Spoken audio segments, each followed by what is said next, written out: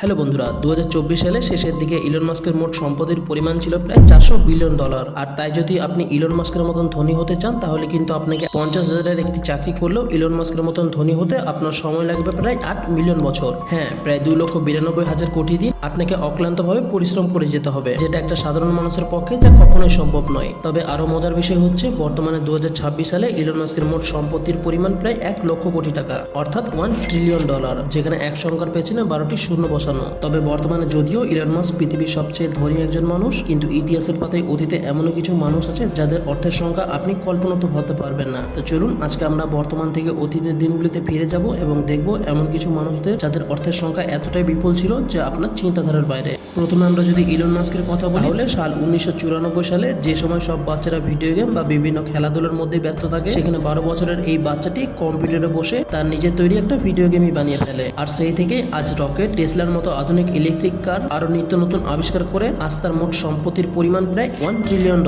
তবে ইনি যে একমাত্র এত অর্থের মালিক তা কিন্তু নয়। আমরা যদি সময়ের একটু পিছনে ফিরে যাই তাহলে পাবলো এসকোবার নাম হয়তো আমাদের মধ্যে তো অনেকেই শুনেছেন। 1980-র দশকে এই ব্যক্তি এক বড় ধরনের কোকেন মাফিয়া ছিলেন, যেখানে সে প্রতি সপ্তাহে ইনকাম জেনারেট করত প্রায় $420 মিলিয়ন, যা ভারতীয় টাকায় 42 কোটি টাকা। বিষয়টা এমন যে তার কাছে টাকার পরিমাণ এতটা বেশি ছিল যে তার প্রায় $2 বিলিয়ন অর্থ ইন্দুরে খেয়ে ফেলতো, নয়তো বা আর্দ্রতার কারণে নষ্ট হয়ে যেত। এছাড়া তার অর্থের পরিমাণ এতটাই বিপুল ছিল যে তার অর্থ গুণে নয়, বরং সেখানে আনুমানিক কত অর্থ আছে সেটা সে ওজনের মাধ্যমে দেখতো। একসময় তার সেই কোকেন ব্যবসা এতটাই কুখ্যাত হয়ে ওঠে যে পুলিশের হাত থেকে বাঁচার জন্য সে পালিয়ে পালিয়ে বেড়াতো। আর সেই সময় হঠাৎ করে সাধারণ দিনের মতো তার মেয়ের ঠান্ডা লেগে বসে, আর সেই ঠান্ডার হাত থেকে বাঁচতে তিনি প্রায় $20 বিলিয়ন যা ঘর গরম করার জন্য পুড়িয়ে দেয়। তবে অবশেষে সে পুলিশের হাতে ধরা খেয়ে গুলির আঘাতে মৃত্যুবরণ করে।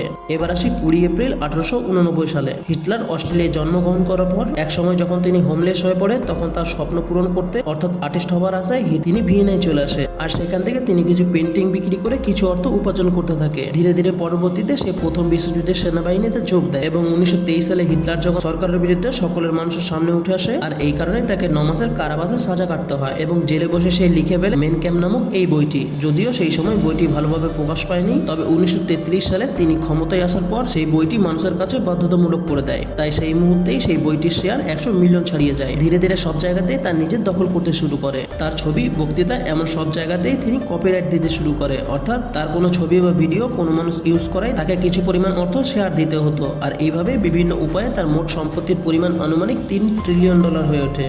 এবার আসি 1280 সালে। ধরুন একজন ব্যক্তি যিনি মালি থেকে 600 কিলোমিটার পথ অতিক্রম করে হজের উদ্দেশ্যে মক্কা যাত্রা শুরু করে এবং তার সাথে রয়েছে প্রায় 60,000 সেনাবাহিনী। আর তার কাছে এত অর্থ ছিল যে এই যাত্রায় যেখানে তিনি গরিব দেখতে পেতেন সেখানে তিনি সোনা দান করে দিতেন, এবং শুক্রবার যেখানে তিনি বিশ্রামের জন্য একটা জায়গা বেছে নিতেন সেখানে তিনি সকলের জন্য একটি মসজিদ তৈরি করে দিতেন। তিনি তার যাত্রাপথে এতটাই সোনা দান করেছিলেন যে মিশরের অর্থনীতি সেই সময় এলোমেলো হয়ে পড়ে। তাই বলা যায় মানসা মুসা কোনো শহরের উপর দিয়ে গেলে সেই শহরের অর্থনীতি ব্যাপকভাবে বৃদ্ধি পেত। মানসা মুসা সেই সময়কালে এমন এক রাজা ছিলেন যার কাছে সোনা আর লবণের কোনো খামতি ছিল না। সেই সময় পৃথিবীর প্রায় 50% সোনা তার দখলে ছিল। তাই অনুমানিক তার অর্থের পরিমাণ ছিল প্রায় $400 থেকে $600 বিলিয়ন।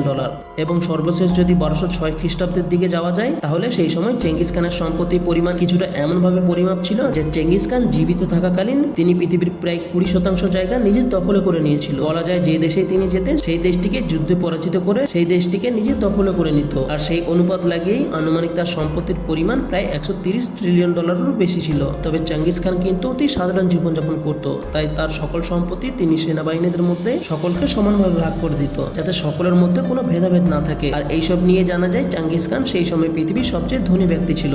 সে যাই হোক, অতীতে বাদ দিয়ে যদি বর্তমানের কথা বলতে চাই তাহলে এখন প্রথমেই নাম ভেসে ওঠে ইলন মাস্কের কথা, যার মোট সম্পত্তির পরিমাণ $1 ট্রিলিয়ন, যা আপনি কোনোভাবেই সেই সম্পত্তির ধারে কাছেও যেতে পারবেন না। ভিডিওটা দেখে আপনার মতামত কিন্তু অবশ্যই কমেন্টে জানাবেন। তো দেখা হচ্ছে আগামী এপিসোডে। ততক্ষণ পর্যন্ত ভালো থাকবেন।